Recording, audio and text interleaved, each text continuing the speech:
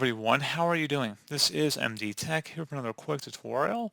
In today's tutorial, I'm going to show you guys how to find the game version in your Steam application.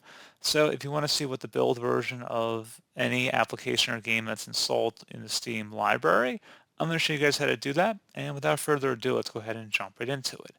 So all you have to do is select the Library tab up at the top, and then right-click on the game in question that you want to see what version it currently is, and select Properties.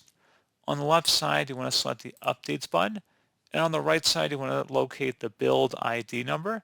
So the app ID does not change. That's the ID for the application itself, but the Build ID will change incrementally as new updates are released, and this number will go up in value. So pretty straightforward process here, guys. Do hope I was able to help you out, and I do look forward to catching you all in the next tutorial. Goodbye.